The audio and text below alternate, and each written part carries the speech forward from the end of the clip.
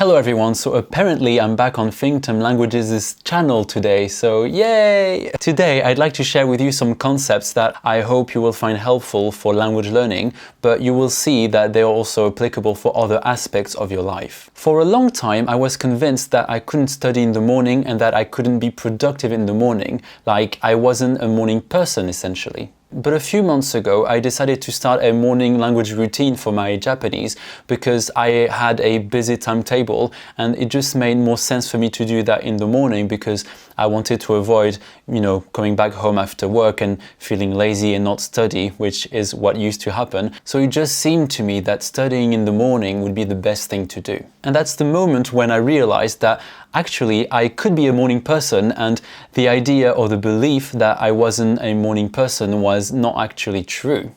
And this belief, along with other ones that I will talk about in this video, are what I will call the lies that our brains tell us. Now I'm kind of expecting two types of reactions to the short story I just told you. The first one will be from people that believe they're not morning people and will just say that my situation is different, they don't have the same life, they are much busier than me, they just aren't morning people. Basically, they will try to justify themselves. And the second type of reaction I'm expecting is from people that are morning people and will just think that my achievement is nothing exceptional and it's just, whatever. But the thing about these beliefs is that they are different for different people.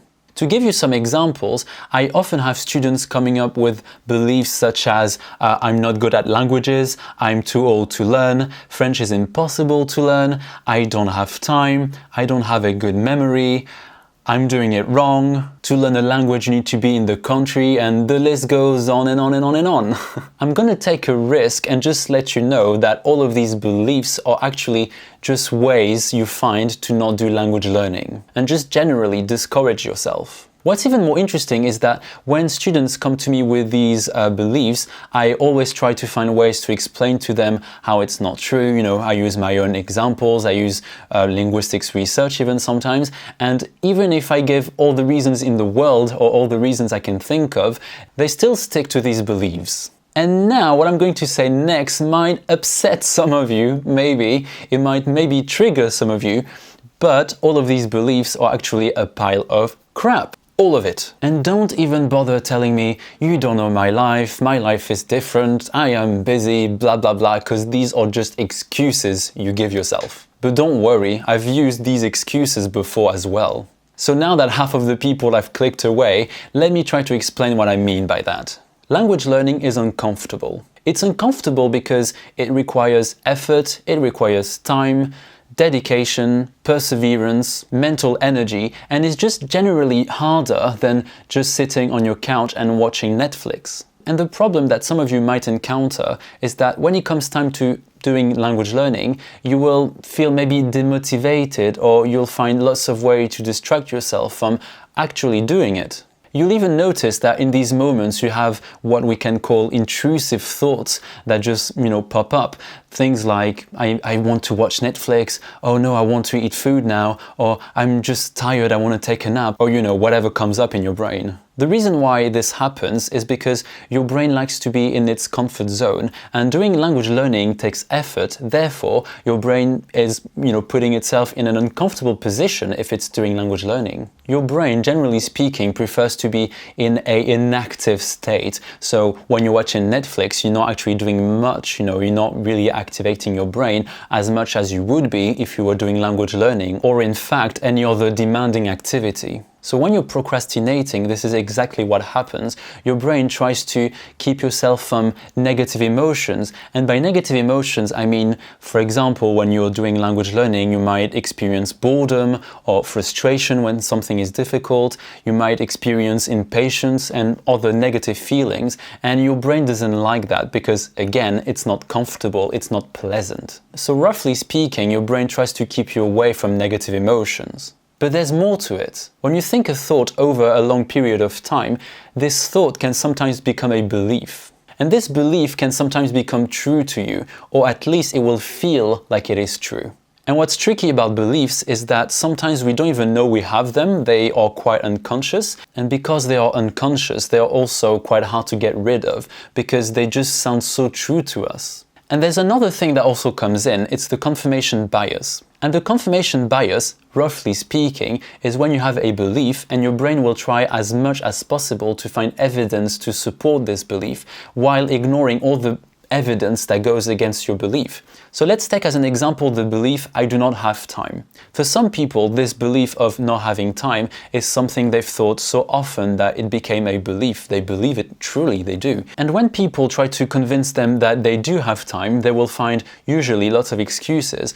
It depends. It could be something like, I've got kids, I can't because I need to take care of this and that, and so on and so forth. And if someone tries to contradict these excuses or reasons for that person to feel like they don't have time, the person might actually start saying things like, you don't know me, you're not in my life, you're not in my shoes, and they might actually start getting angry, upset, defensive, that kind of thing. And I think that shows that you might have beliefs, but when someone contradicts them, you will ignore this sort of evidence, if I may say, and just stick to what you believe in the first place.